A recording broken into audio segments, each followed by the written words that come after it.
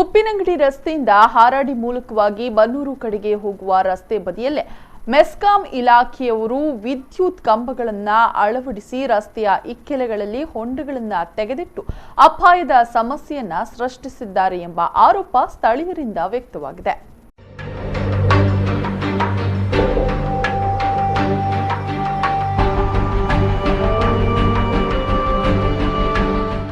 ಮೆಸ್ಕಾಂ ಇಲಾಖೆಯ ವತಿಯಿಂದ ಈ ಭಾಗದಲ್ಲಿ ಅಂಡರ್ ಗ್ರೌಂಡ್ ಪಾಸಿಂಗ್ ವಿದ್ಯುತ್ ಸರಬರಾಜು ವ್ಯವಸ್ಥೆಯ ಮೂಲಕ ವಿದ್ಯುತ್ ಸಂಪರ್ಕ ನೀಡುವ ಕಾಮಗಾರಿ ನಡೀತಾ ಇದ್ದು, ಬನ್ನೂರಿನ ಮೆಸ್ಕಾಂ ಬಳಿಯ ರಸ್ತೆಯ ಎರಡೂ ಕಡೆಗಳಲ್ಲಿ ಹೊಂಡಗಳನ್ನು ತೆಗೆದಿಡಲಾಗಿದ್ದು, ಬೃಹತ್ ಕೇಬಲ್ಗಳು ರಸ್ತೆ ಬದಿಯಲ್ಲೇ ಹರಡಿಕೊಂಡಿವೆ.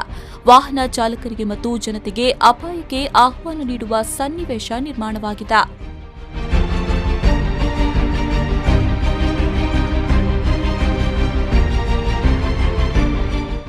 ರಸ್ತೆಯ ಮಾರ್ಜಿನ್ ಬಿಟ್ಟು ಮೆಸ್ಕಾಂ ಆವರಣದೊಳಗೆ ಈ ವ್ಯವಸ್ಥೆಯನ್ನ ಮಾಡಲು ಸ್ಥಳಾವಕಾಶವಿದ್ರೂ ಆವರಣ ಗೋಡೆಯ ಹೊರಗಡೆ ವಿದ್ಯುತ್ ಕಂಬಗಳನ್ನು ಅಳವಡಿಸಲಾಗಿದೆ. ಕೇಬಲ್ ಅಳವಡಿಸಲು ರಸ್ತೆ ಭಾಗದಲ್ಲೇ ಹೊಂಡಗಳನ್ನು ತೆಗೆಯಲಾಗಿದೆ.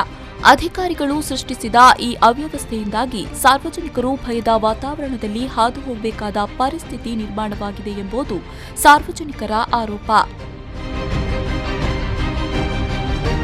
ಪುತ್ತೂರು ನಗರದಲ್ಲಿ 4 ಕಿಲೋಮೀಟರ್ನಷ್ಟು ಅಂಡರ್ ಪಾಸಿಂಗ್ ವಿದ್ಯುತ್ ಕೇಬಲ್ ಅಳವಡಿಸುವ ಕಾಮಗಾರಿ ನಡೀತಾ ಇದ್ದು, ಹೆಚ್ಚಿನ ಕಡೆಗಳಲ್ಲಿ ಕೇಬಲ್ ಅಳವಡಿಸಿ ಹೊಂಡಗಳನ್ನು ಮುಚ್ಚಲಾಗಿದೆ. ಕೇಬಲ್ಗಳನ್ನು ಜೋಡಿಸಬೇಕಾದ ಜಂಕ್ಷನ್ಗಳಲ್ಲಿ ಮಾತ್ರ ಬಾಕಿ ಇದೆ. ಬನ್ನೂರಿನ ರಸ್ತೆ ಬದಿಯಲ್ಲಿ ತೆಗೆದ ಹೊಂಡಗಳಿಂದಾಗಿ ಸಾರ್ವಜನಿಕರಿಗೆ ಸಮಸ್ಯೆಯಾಗಿರುವುದು ಇಲಾಖೆಯ ಗಮನಕ್ಕೆ ಬಂದಿಲ್ಲ.